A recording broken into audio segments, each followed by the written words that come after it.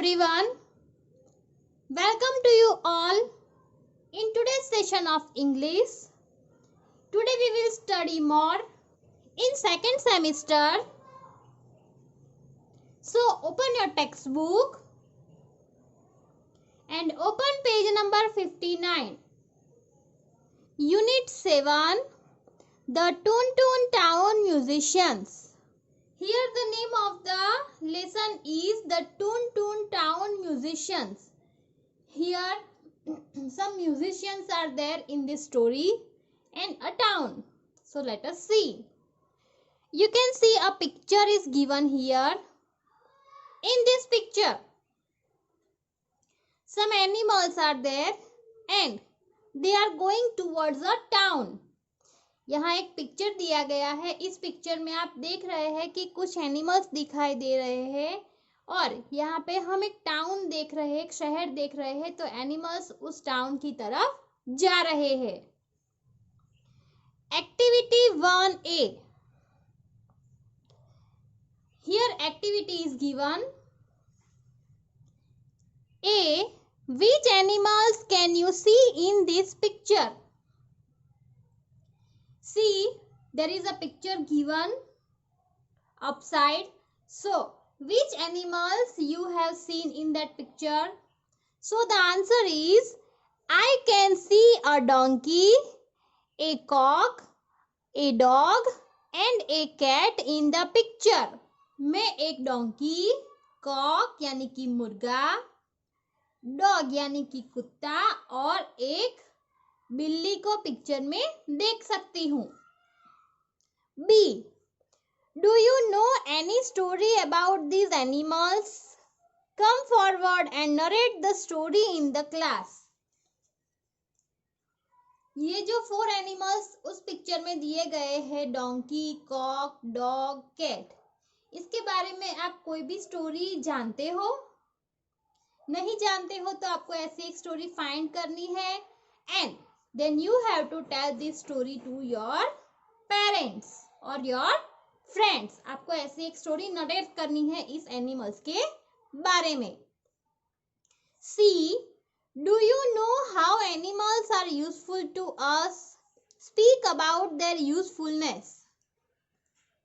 क्या आप जानते हैं कि एनिमल्स हमें कैसे यूजफुल है? उनके यूजफुल के बारे में कुछ बोलना है.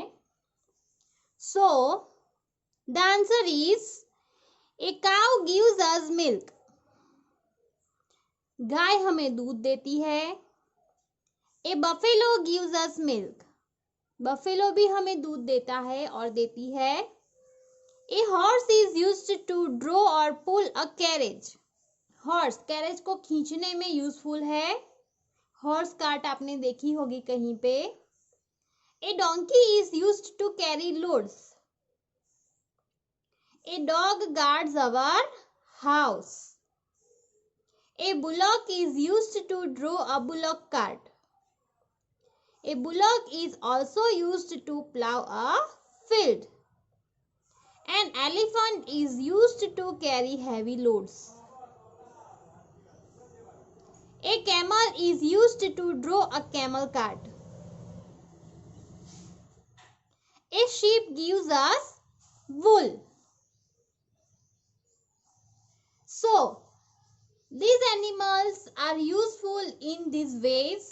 So, just like all these animals, there are also other animals which are really very useful in our life. दूसरे भी बहुत सारे एनिमल्स हैं जो हमें हमारी लाइफ में बहुत ही यूजफुल है. So you have to find the usefulness of other animals and you have to write it in a notebook. Then D. Come forward and make an animal sound. Ask the class to guess which animal it is. You have to play a game like this. एक ऐसी game आपको play करनी है.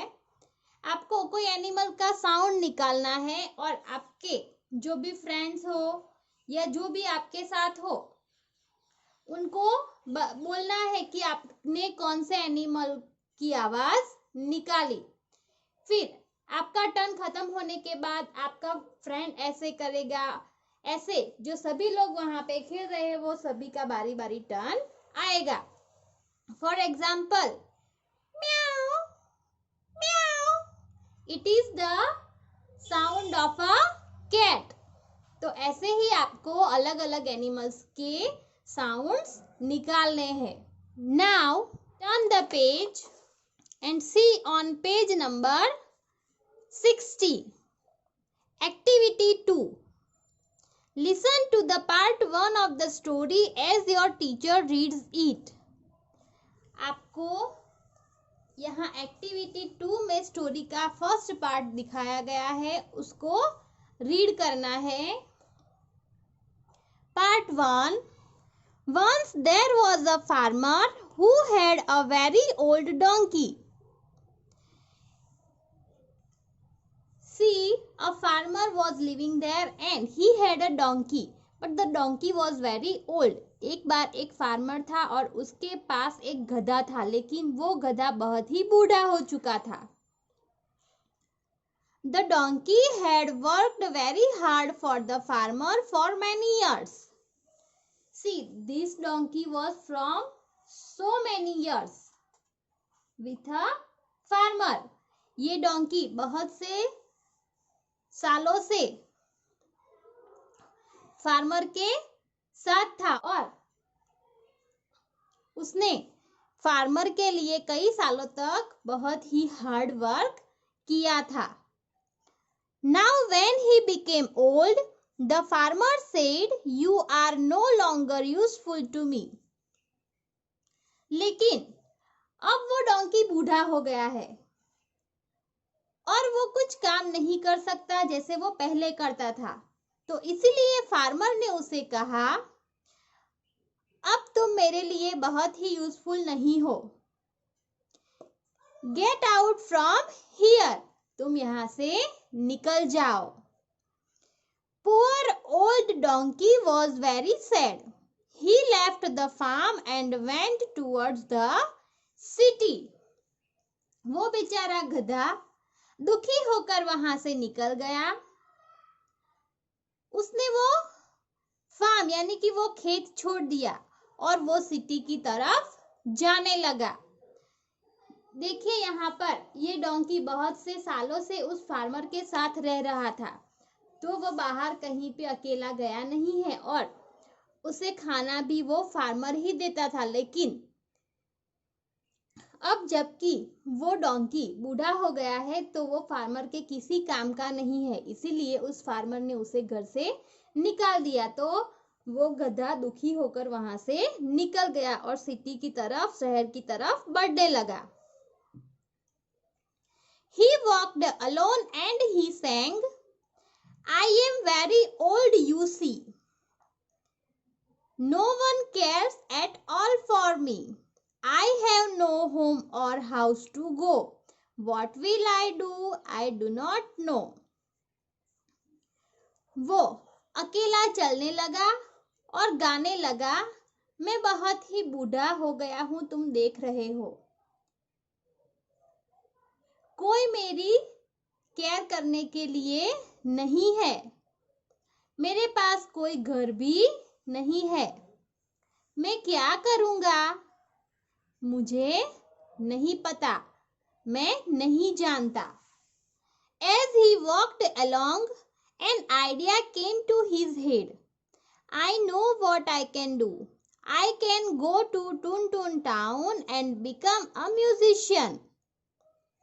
वो जैसे ही चलता जा रहा था, उसके दिमाग में एक आइडिया यानी कि एक प्लान आया।